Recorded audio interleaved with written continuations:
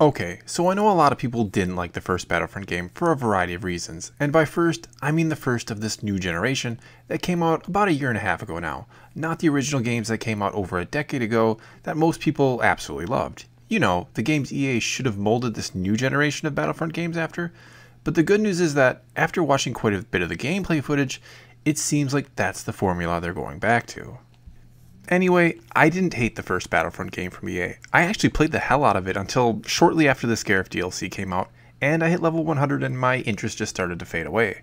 And if you played it on the Xbox One and were ever killed by someone named Thor Skywalker, or more likely killed someone named Thor Skywalker, well then we've met before on the battlefield, and maybe we will again when the sequel comes out in a few months. In fact, I really hope I get a chance to play this game with some of you out there that watch my videos. However, what was absolutely horrible about the first Battlefront game was the campaign mode, or I mean the single player mode, because there was no campaign mode. And why would there be? It's not like Star Wars is known for great stories or anything, right? And it's not like Star Wars fans would want a great story to play through or anything. They just want a game that looks and sounds beautiful, which the first Battlefront game very much was. In fact, it may very well be the best looking and sounding game I've ever played. And I don't just mean Star Wars game, I mean of any game. The amount of detail they put into that game, both for the eyes and ears, was absolutely incredible.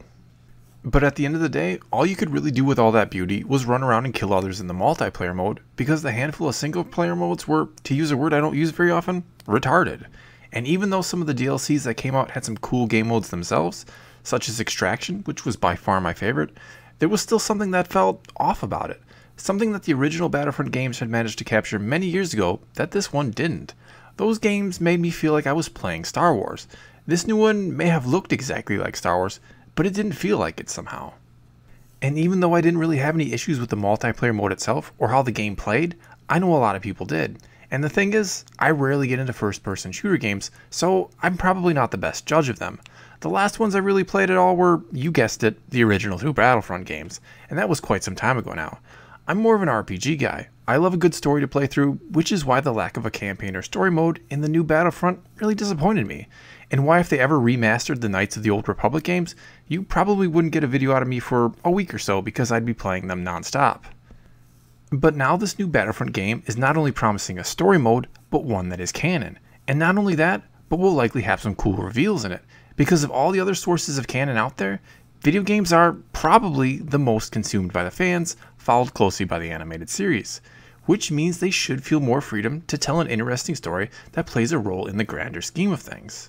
And I'm really hoping that's what this game does, because this may be the first story to have one single thread going from the end of Return of the Jedi to the start of The Force Awakens that even weaves into such things as the Aftermath book trilogy and the Shattered Empire comic series, which means this is really Lucasfilm's first chance to show just how much interconnectivity exists between all the sources of canon, and to make it feel like keeping up on all that canon will pay off at least in some small respect.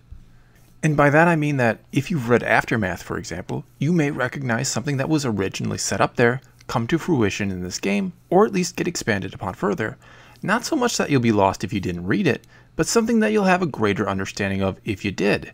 And that's all I've ever really wanted out of the other sources of canon, to have them fill in the gaps that the movies could never hope to cover, and to give more depth to the story.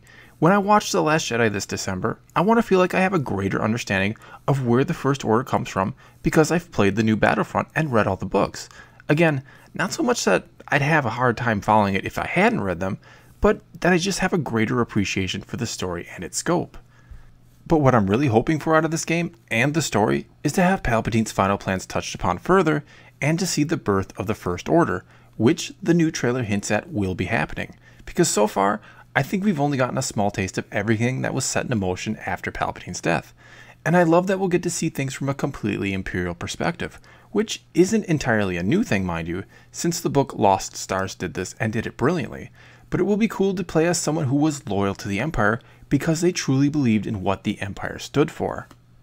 And after Rogue One cast a new light on the Rebellion, showing that they weren't all squeaky clean good guys, I hope this game shows that the Empire was not just made up of quote-unquote bad guys, but rather of people who truly thought they were doing the right thing.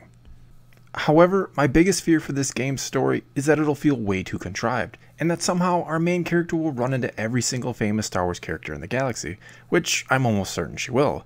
Even in the first trailer, we got a glimpse of her running into Luke at one point, which is certainly exciting because we have yet to learn much at all about Luke between Return of the Jedi and The Force Awakens.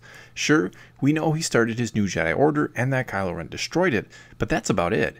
Exactly what Luke has done and been up to otherwise is a complete mystery, and I'm excited that this game may touch on that even a little bit, as I'm also excited for this game in general, and the story it will hopefully tell. Well, that's all I got for you this time. Now it's your turn to let me know what you think. Did you like the first Battlefront game from EA? And are you excited for this new one? And are you also excited for the new story mode and the secrets it may reveal? Let me know in the comments below and let's talk some Star Wars. And if you liked this video, check out some of my other ones or go ahead and subscribe. If you've already done all that, then thanks for your continued support. If you want to know when I upload new videos, hit the notification button or just follow me on Twitter. And as always, thanks for watching.